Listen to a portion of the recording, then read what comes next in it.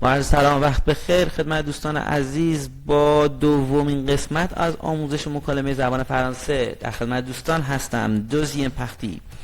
توی این قسمت به صرف فعل پغله میپردازیم. دوستانی که تازه به جمع ما پیوستن لطفاً به کانال آپارات برن و قسمت‌های قبلی که تدریس شده رو مطالعه بفرمایند. خب اجازه بدید فعل پغله رو برای دوستان صرف کنم. je parle یعنی من صحبت میکنم. tu parles تو صحبت میکنی. il parle او مذکر صحبت میکند. elle parle او مؤنث صحبت میکند. on parle همه صحبت میکنند. nous parlons ما صحبت میکنیم. vous parlez شما یا شماها صحبت میکنید. il parle elle parle آنها مذکر و آنها مؤنث صحبت میکنند. دوستان دقت کنید، اول به شناسایی فاعل ها دقت کنید. ا اس ا او ان اس او زد او ان ت و به تلفظ فعل ها. یادتونه گفتیم به دو دسته تقسیم میکنیم. دسته اول پغل پغل پغل، ببینید پغل پغل پغل و پغل، یعنی اینها توی یک دسته قرار میگیرن و نو و وو توی یک دسته دیگه کار داریم باهاشون. دقت کنید. خب گرامر دیگه ای که بهش میپردازیم شیوه منفی کردن فعل در زبان فرانسه است. برای منفی کردن فعل در زبان فرانسه از ساختار زیر استفاده میکنیم، یعنی این ساختار: فاعل ن فعل، در واقع صرف فعل بر اساس فاعل یا فعل صرف شده بر اساس فاعل و یادتونه گفتیم که برای اینکه بگیم من فرانسوی صحبت میکنم میگیم je parle français. حالا میخوایم بگیم من فرانسوی صحبت نمیکنم je ne parle pas français. فعلمون همون حالت صرف شده. اگر قرمزها رو فقط بخونیم میگیم je parle français. حالا با مشکی ها je ne parle pas français. به همین سادگی.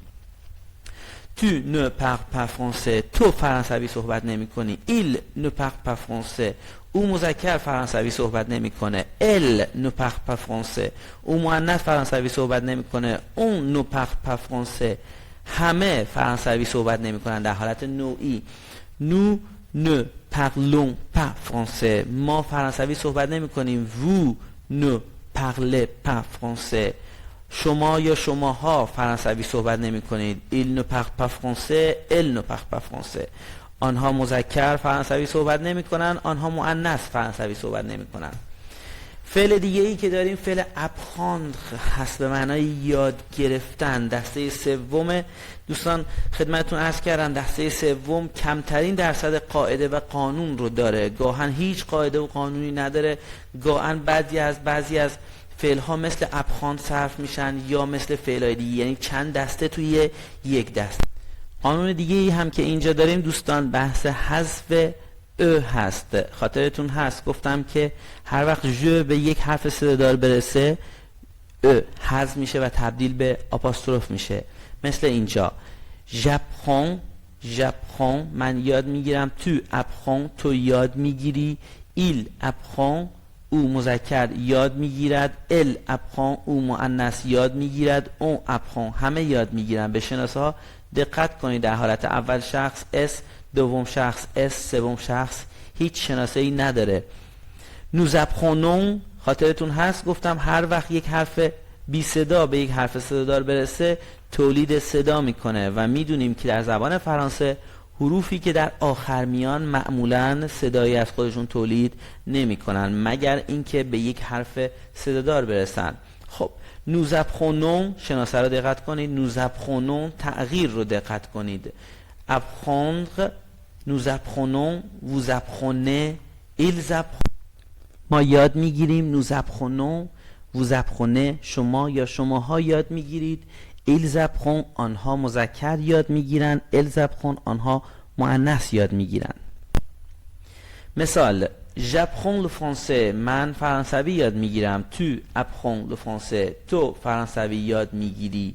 il apprend le français elle apprend le français on apprend le français او مذکر فرانسوی یاد میگیرد. او مؤنث فرانسوی یاد میگیرد. همه فرانسوی یاد میگیرن.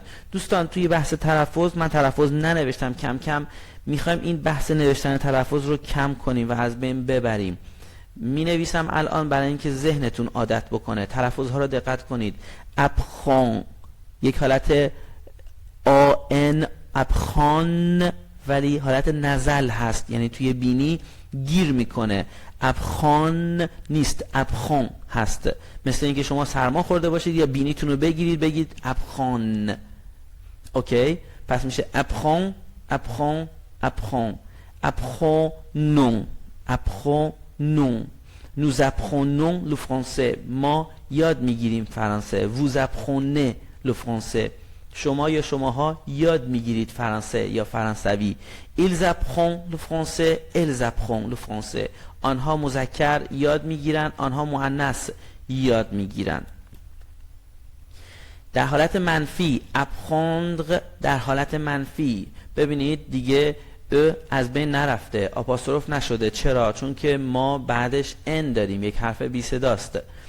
Je n'apprends pas le français. من یاد نمیگیرم فرانسه. Tu n'apprends pas le français. تو یاد نمیگیری فرانسوی. Il n'apprend pas le français. او مذکر یاد نمیگیرد فرانسوی. Elle n'apprend pas le français. او مؤنث یاد نمیگیرد فرانسوی. On n'apprend pas le français. همه یاد نمیگیرن فرانسوی. نو ببینید دیگه اس تولید صدا نمیکنه. چرا؟ چون که به یک حرف صدادار نرسیده، به ان رسیده که صدادار نیست. نو n'apprenons pas le français. ما فرانسوی یاد نمیگیریم. vous n'apprenez pas le français. شما یا شماها فرانسوی یاد نمیگیرید. ils n'apprennent pas le français. آنها فرانسوی یاد نمیگیرن. elles n'apprennent pas le français.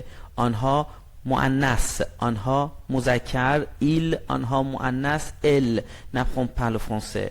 فرانسوی یاد نمیگیرن. خب 3 جمله برای این قسمت داریم. je parle français. من صحبت میکنم فرانسوی. vous n'êtes pas français. تو فرانسوی نیستی. vous n'êtes pas. et از فعل اتر هست دوستان، خاطرتون هست دوستانی که جدیدن حتما برن آپارات سر بزنن. اتر به معنای بودن. vous n'êtes pas français یعنی تو نیستی. اگر ان نداشتی میشد vous êtes français یعنی تو هستی که اس به در واقع ا میرسه و تولید صدا میکنه.